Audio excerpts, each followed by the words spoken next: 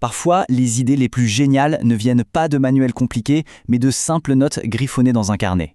Et c'est justement ce qu'on va faire aujourd'hui. On va plonger dans les pages d'un carnet pour décortiquer pas à pas comment on conçoit un robot. Allez, c'est parti.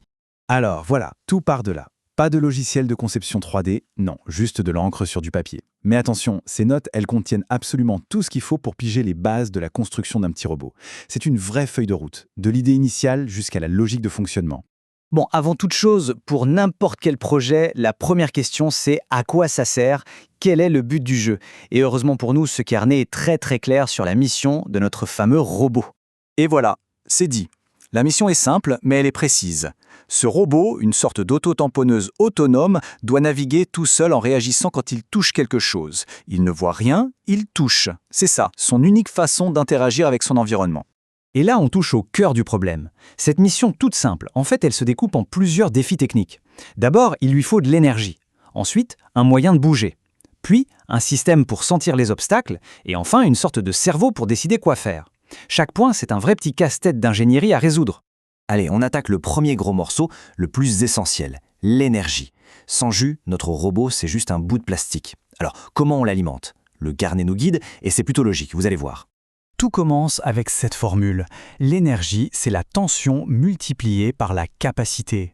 Pour faire simple, imaginez un réservoir d'eau.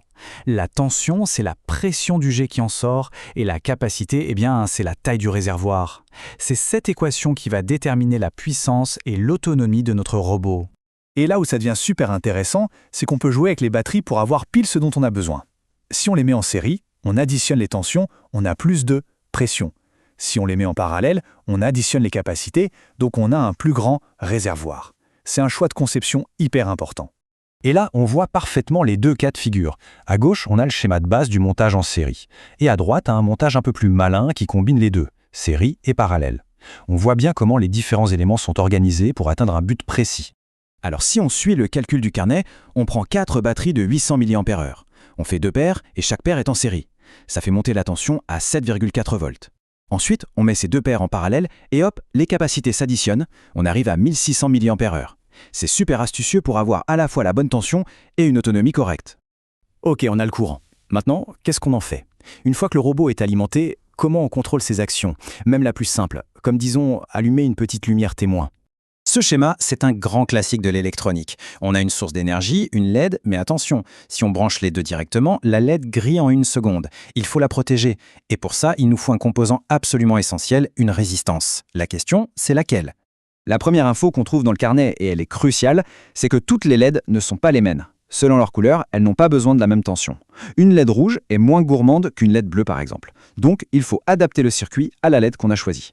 Et c'est là qu'intervient la fameuse loi d'Ohm. Le carnet nous montre comment faire. D'abord, on calcule la tension que la résistance doit encaisser. Ensuite, comme on connaît le courant idéal pour la LED, la loi d'Ohm nous donne directement la valeur de la résistance. C'est de la physique appliquée pure et dure. Bon, notre robot a du jus, il peut allumer une lumière, c'est bien.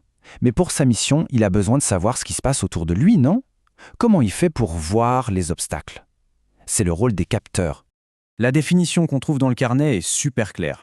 Un capteur, en gros, c'est un traducteur. Il prend un événement du monde réel, dans notre cas un contact, un choc, et il le traduit dans une langue que le robot peut comprendre, un signal électrique. Et ce signal, il peut avoir 2 formes. Soit c'est un signal logique, c'est du tout ou rien, oui ou non, obstacle ou pas obstacle, soit c'est un signal analogique, qui est beaucoup plus nuancé. Ça peut mesurer une distance, une température. Pour notre robot autotamponneur, un signal logique, c'est largement suffisant. Et franchement, les dessins du carnet sont parfaits pour comprendre la différence. À gauche, le signal logique, des marches d'escalier, c'est soit en haut, soit en bas. À droite, le signal analogique, une belle courbe, tout en douceur. Ces 2 types d'infos, c'est la base de toute l'électronique. Ok, on a vu l'énergie, les circuits pour agir, les capteurs pour percevoir. Maintenant, on prend un peu de recul et on regarde comment toutes ces pièces du puzzle s'emboîtent pour créer un système qui fonctionne. Finalement, voilà ce que ce carnet nous a montré. N'importe quel robot, du plus simple au plus sophistiqué, est construit sur ces 4 piliers. Il faut un but, de l'énergie pour fonctionner, des actionneurs pour faire des choses et des capteurs pour comprendre ce qui se passe autour. C'est la recette de base. Ce qui est fou, c'est de se dire qu'on est parti d'une simple idée sur du papier pour arriver à un concept qui tient la route. Ça montre bien qu'en découpant un gros problème en petites étapes, on peut y arriver. Chaque grande invention a commencé comme ça, par un croquis, une note. Alors ça pose une question. Quelle sera la prochaine idée, griffonnée dans un coin, qui deviendra réalité ?